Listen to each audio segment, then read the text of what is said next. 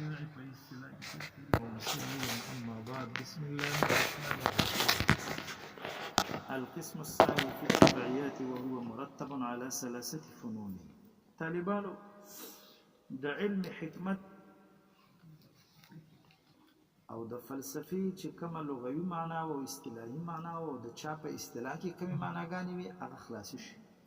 تاسو علم حکمت او پیژندلو چې علم حکمت دا هغه فن دی چې د موجودات خارجيونو په کې بحث کوي. ماشاءالله.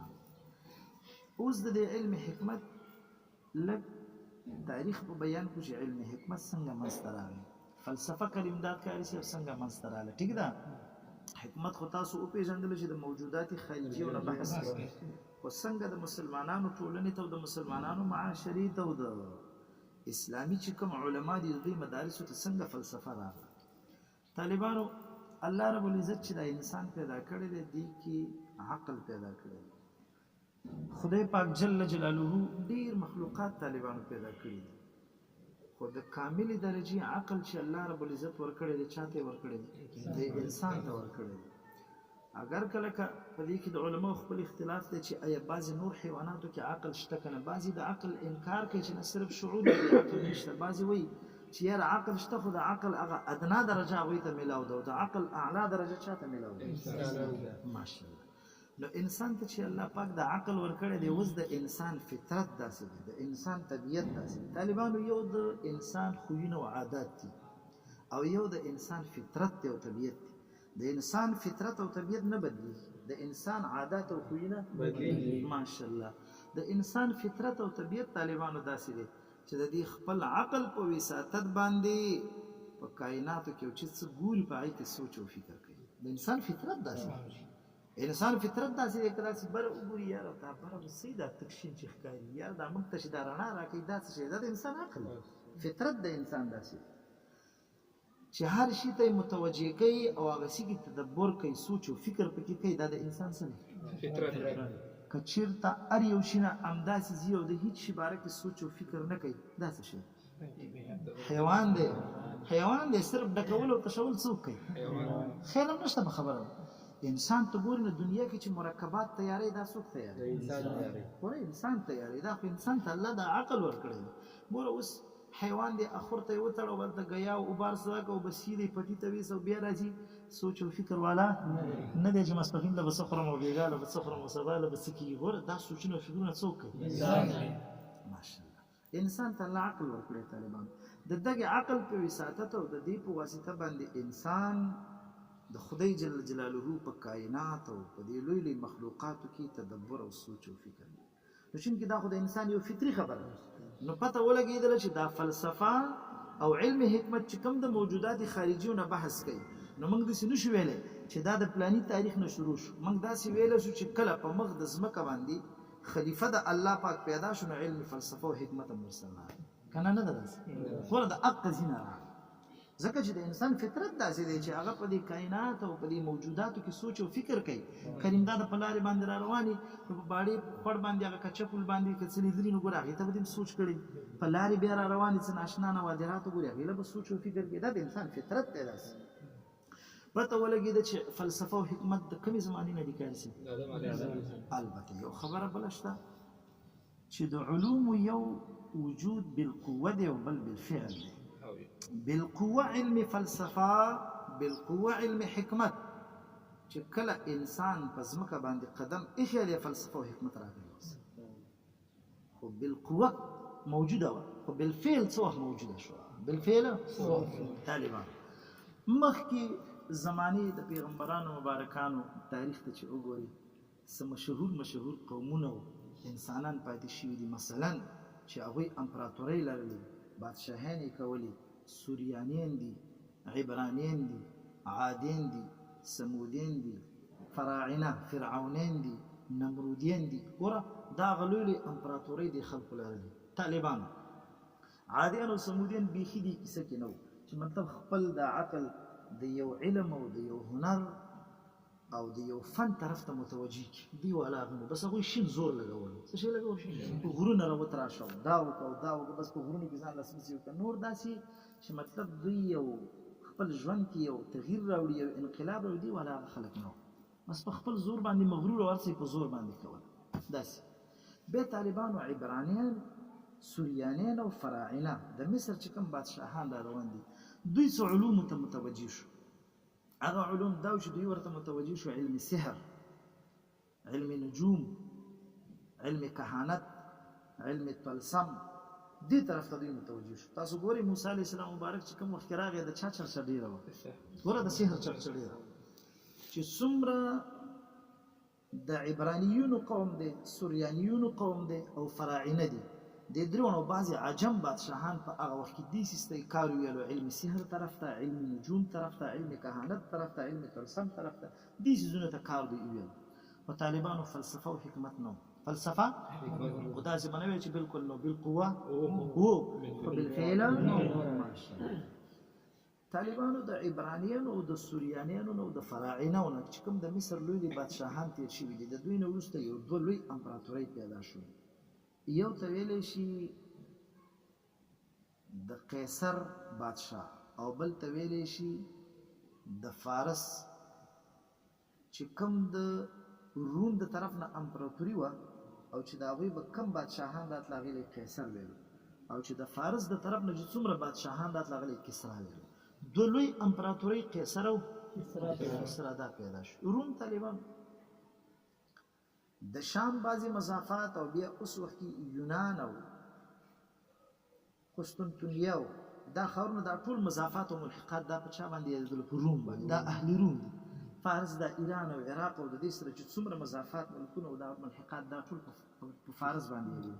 اوس خو لکه فارس ایران دا محدود دی، خو فارس د پخوا نه دا نه دی، د سره ګرد چاپېره نور ملکونه. نو په دنیا کې لوی امپراتورۍ او لوی بادشاهان یې د دې دوه وو، د روم والا د کسرا، د روم والا او د کسرا والا. د دوی چې کله بادشاهانو شي طالبان دغه علوم چې کم د دې عبرانیانو او سوریانیانو علم نجوم، کهانت، سحر وغیره دا دوی را نقل کړل.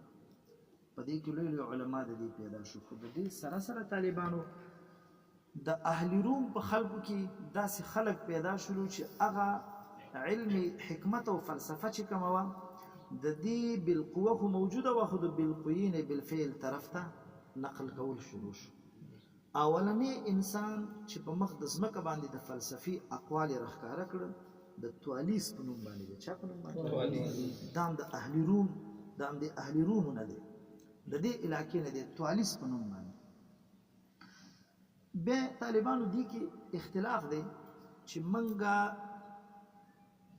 دا د علم حکمت او فلسفه چې شروع کیږي آیا دا د خدای د پیغمبرانو نه د یو نبی د خولې نه راغلی ده او که نه مطلب د بل چا د طرف نه راغلی ده؟ نو دغه توالیس چې څوک یادوي د دې لاندې یو بل فیلسوف پیدا شوی دی، هغې ته ویلی شي فیثاغورس. څه ورته وایي؟ فیثاغورس. دا یو لوی حکیم تیر شوی دی. الذي يعلم بأحوال الموجودات الخارجية بحسب الطاقة البشرية.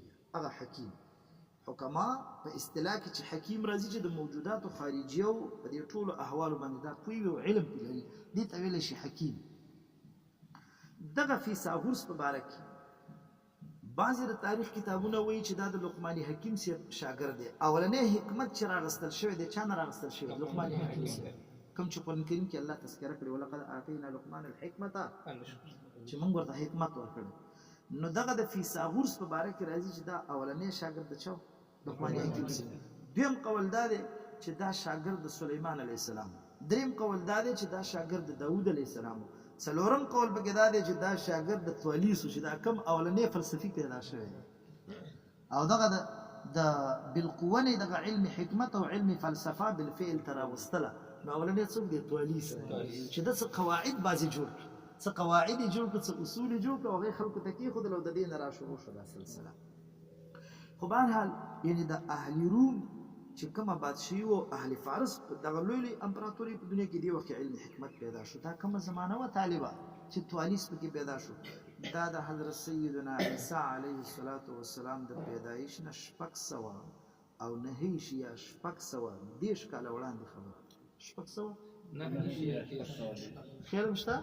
نو دا د موسی علیه السلام مبارک او د عیسی علیه السلام مابین کې هغه زمانه ده چې اهل روم کې دا کس پیدا شوی دی ستړی مشي ګرځي روم کې دا کس پیدا شوی د تولیس په نوم باندې ما داسې ویل زه درته سلسله وسویم د دغې نه دا سلسله داسې را روانه نو ګوره د عیسی علیه السلام د پیدایش نه 600 کاله وړاندې کریم دا د څه پیدا شو فلسفه او حکمت پیدا شو 600 کاله وړاندې بیا طالبانو دا سلسله را روانه څنګه بیا راوچلېدله د دغه توالي شاګرد چې فیثاغورس دی ما درته پکې اقوال ویل چې څوک وایي دا فیثاغورس شاګرد د داود علیه السلام دی څوک وایي دا فیثاغورس شاګرد د لقمان حکیم صاحب دی څوک وایي دا شاګرد د سلیمان دی ماشاءالله دغه فیثاغورس دغه فلسفه او دا حکمت یو بل شاګرد ته وښودل هغې ته ویلی شي سقراط څه ورته وایي حکیم سقراط هغې ته رانقل شو د حکیم سقراط نه طالبانو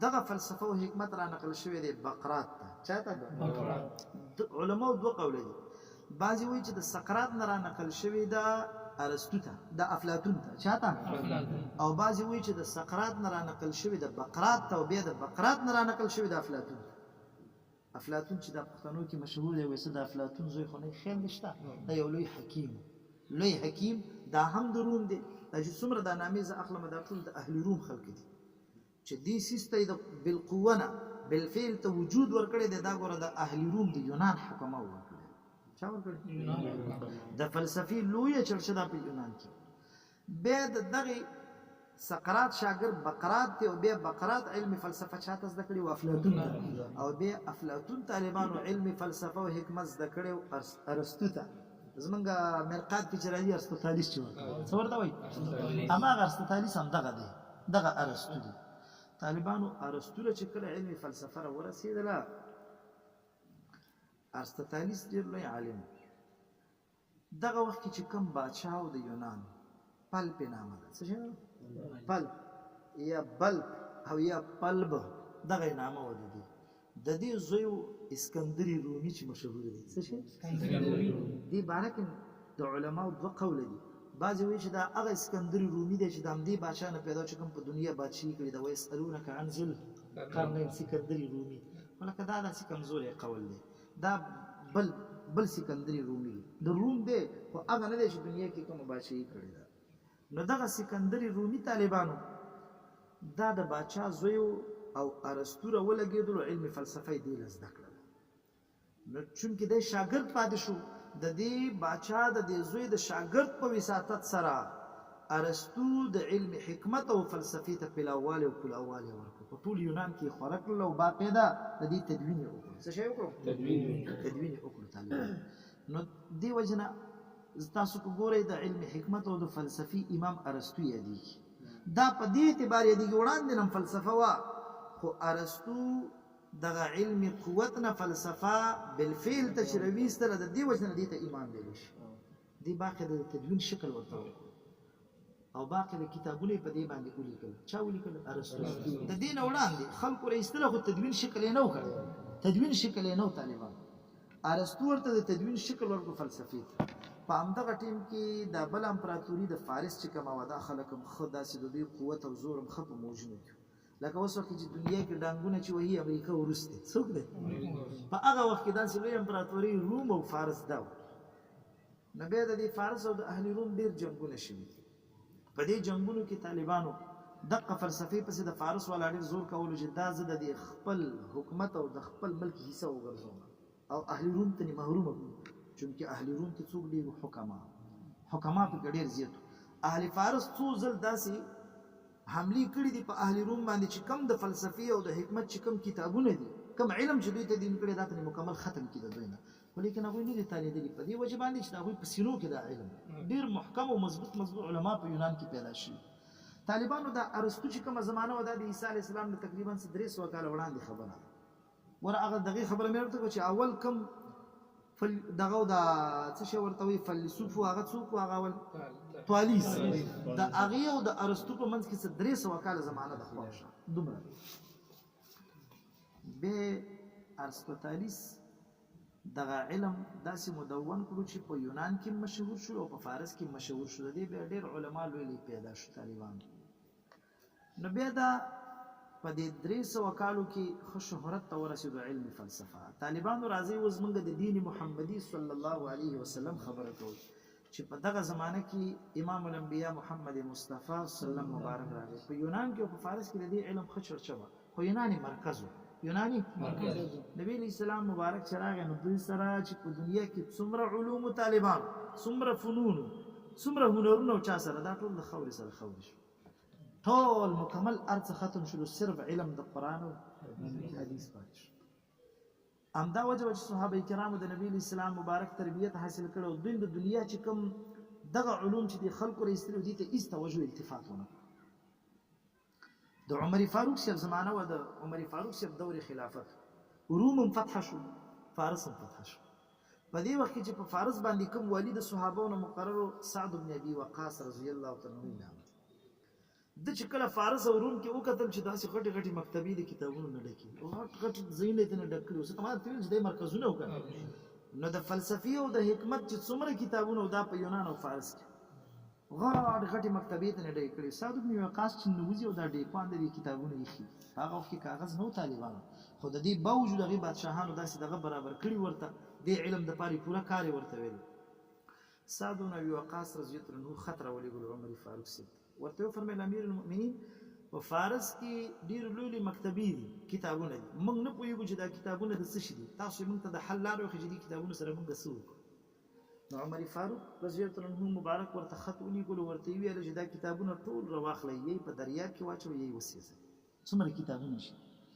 عمر فاروق صاحب چې دا حکم ورته وکړو د دوه وجې نه طالبانو. یو وجې دا وه که چېرته په دې کتابونو کې د هدایت خبرې چې دا څومره تاسو مکتبې ګورئ، کومې خبرې پکې که د هدایت خبرې پکې، نو الله رب العزت موږ له د ټولو کتابونو نه بهترین کتاب د هدایت را لېږلی دی چې څوک دی؟ موږ نورو کتابونو ته ضرورت لري. او که چېرته بالفرض دې کې د هدایت خبرې نه وي نو بیا به د ضلالت خبرې وي. د چا خبرې به بس بیا خو خبره ده چې انسانان د اخلاص شي لرې شي، ختمېدلې بیا پکار دي. نو چې کله د عمر فاروق صاحب مبارک دا خط سعد بن وقاص رضی الله عنه ته ورسېدل نو بالکل په دغه خط باندې هغوی عمل وکړي. چېرته چې مکتبې وي دا کتابونه یې راغستل، څه په دریاب کې اچول او څه یې سوځول. خو بیا هم طالبانو هغه ځای نه د دوی مرکز پاتې و. نو علما هم پکې وو د فلسفې او باقي د ضرور داسې کېدلی چې اوس مثلا مکتبې وسوځول شي نو ټول کتابونه خو بیا هم د چا سره په کور کې به وي، چا سره به چېرته وي، پوهېږې په خبره باندې. بیا هم فلسفه وه، خو عمر فاروق صاحب چې د فلسفې او د حکمت روم او فارس څومره خواري کوله دا ټول یې ورته په اوبو باندې لاهو کړل چې دې له موږ ضرورت همدا وجه ده. زمونږ اسلام نه دی خوا د فلسفې او د حکمت سره چا تعلق نشته. فلسفې او حکمت سره نن هم چې تاسو وګورئ په دور حاضر کې او عصر حاضر کې د فلسفې سره د چا کار ډېر دی؟ کفار. تا وګورئ نن نوې اختراع یې چې کړی، یو نوی شی چې ایجاد کړی دنیا ته څوک ایجاد کړي؟ طالب خو اوسه پورې مسلمان لا اوسه پورې ماچس هم سم نشي جوړولی. پوهېږئ په خبره نوي اختراعات چې را روان دي ټول د چا نه را روان؟ طالبانو لکه ټیک ته اسلام یو بېل نظر لري، خو لکه مطلب دا زموږ داسې د کامیابۍ صفت نه دی. کامیابۍ صفت زموږ دا دی چې مسلمانانو ښه اختراعات کوي، ښه ایجادات یې کوي. نن مسلمان په هر څیز کې محتاج دی چا ته؟ کفار. ځکه نوي اختراعات، نوي ایجادات د دنیا چې څه کېږي دا ټول څوک کوي؟ تاسو پوهېږئ نه په خبره باندې؟ اوس کفارو خبیثانو یو شینګړی نور ته روان کړی دی. چا ته روان کړی دی؟ اوس سپوږمۍ موږ راس کړې ده، چا ته روانې؟ نور ته اوس روانې. ګوره دا دوی اختراعات دي، دا دوی ایجادات دي. تقریبا څه شپږم دی که اووم کال دی شینګړی ور روان دی ورته. اوس حیران به پاتې شي طالبان.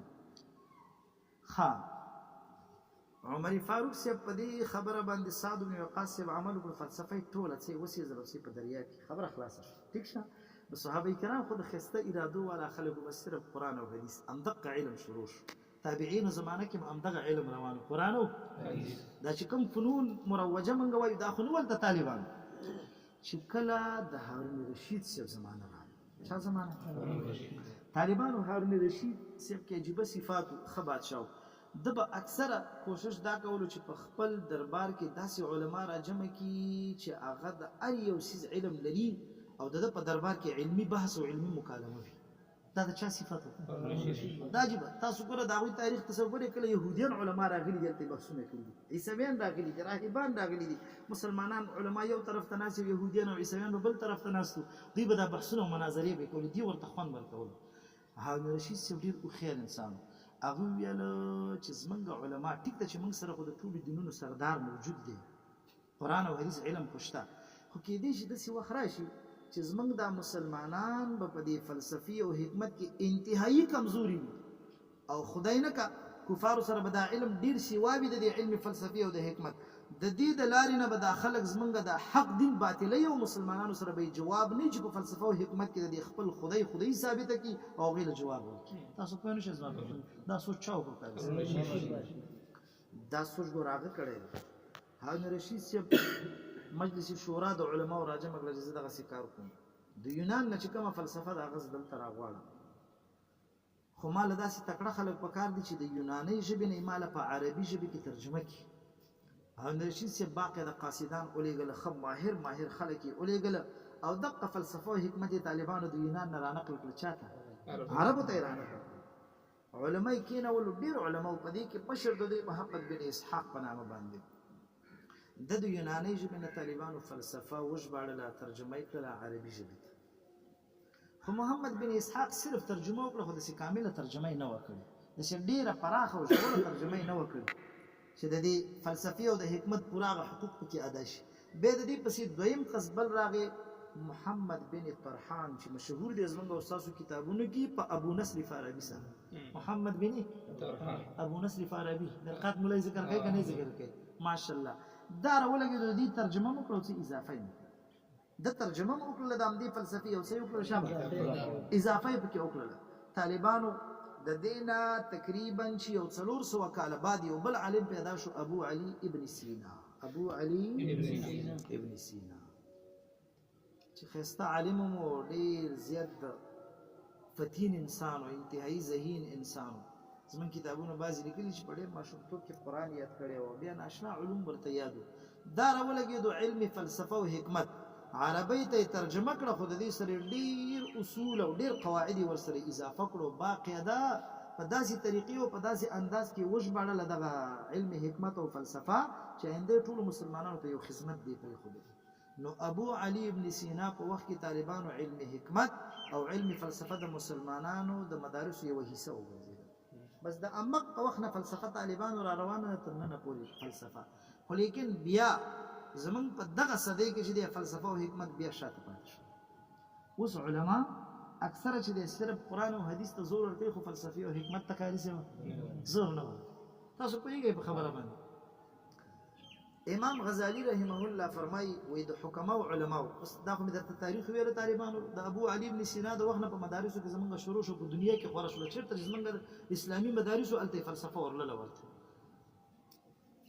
امام غزالی رحمه الله فرمایي وایي حکما چې د دوه قسمه دي حکما چې د زمونږ علم حکمت کې بحث کوي یو اسلامیین دي او بل غیر اسلامیین دي شابه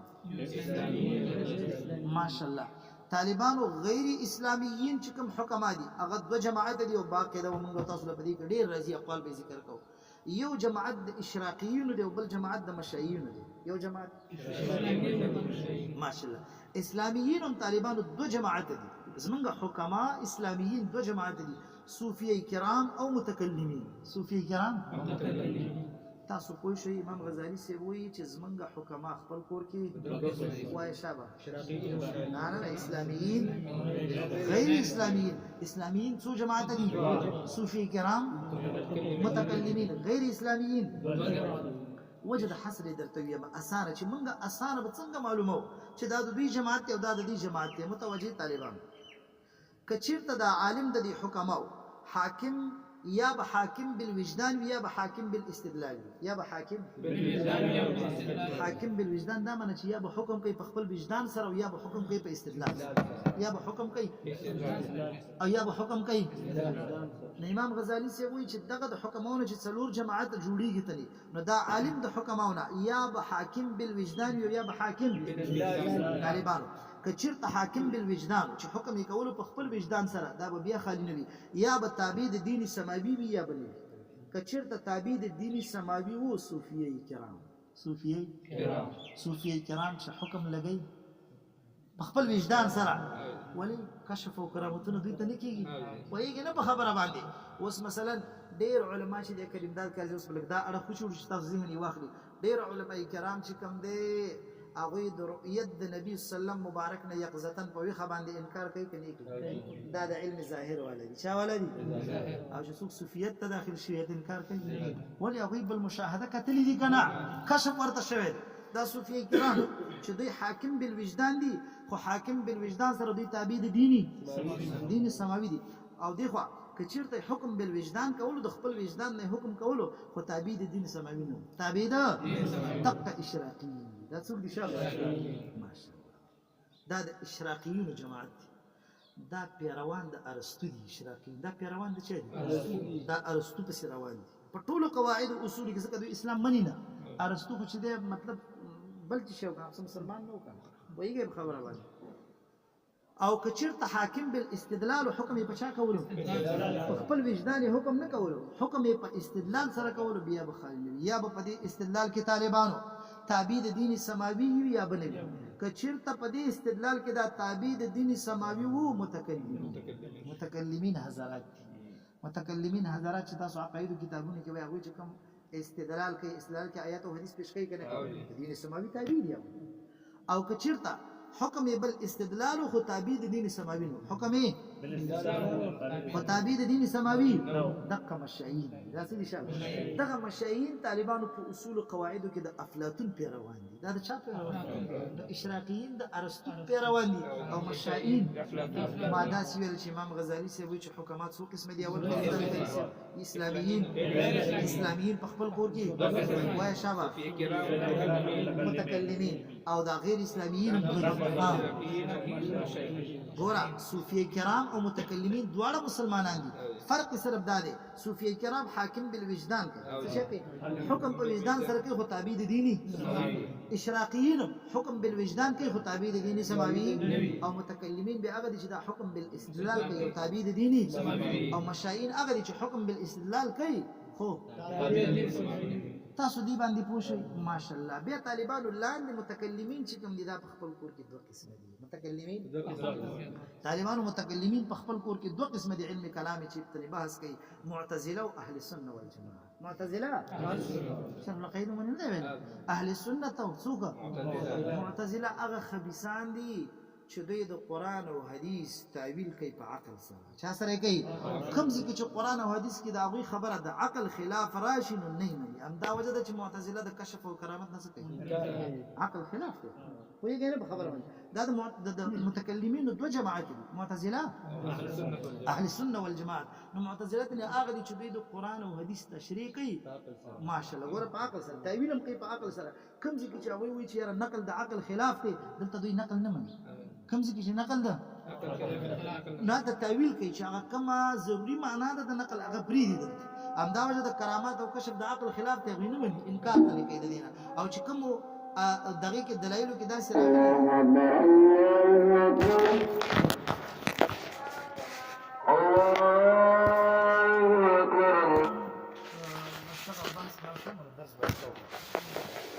ما ویل چې متکلمین خپل کور کې دوه قسمه دي، معتزله او اهل سنه. معتزله هغه دي چې دوی اکثره د نقل تشریح په عقل سره کوي، او اهل سنه والجماعت هغه دي چې هغوی د نقل تعویل په عقل سره نه کوي. بس چې کله نقل د عقل خلاف راشي بس تسلیمېده کوي چې بس ټیک ته دې کې زموږ عقل کار کوي او که نه کوي، هماغه نقل په خپل نقل سره پرېږدي، تشریح په عقل سره نه کوي. دا اهل سنه والجماعت دي. بیا اهل سنه والجماعت طالبانو خپل کور کې دوه قسمه دي. یو هغه دي طالبانو چې هغوی په عقایدو کې د ابوالحسن اشعري پسې روان دي، او بل هغه جماعت دی چې هغه په عقایدو کې د ابو منصور ماتریدي رحم الله پسې روان دي. طالبانو چې کم د ابوالحسن اشعري پسې روان دي هغې ته ویلی شي اشاعره علما، دواړه اهل سنت دي، دواړه اهل سنت دي، هغې ته ویلی شي اشاعره. او چې کم د ابو منصور ماتریدي رحم الله پسې روان دي هغې ته ویلی شي ماتریدیه. لکه منګه د احنافو چې څومره جماعت دی دا ټول، او د شوافعو چې څومره دي هغه چا پسې روان دي؟ اشاعرو پسې روان دي په عقایدو کې. نو دا د متکلمینو دا دوه جماعتونه دي، معتزله اهل سنه والجماعت. په خپل کور کې بیا دا دوه جماعتونه دي. دا د حکماو هغه تفصیل مې درته وکړ. ما خو نن ویل چې زه به د مصنف هم داسې مختصر دغه بیان کوم، بس پرېږدم دا به سبا ته ان شاء الله. سبحانک اللهم وبحمدک.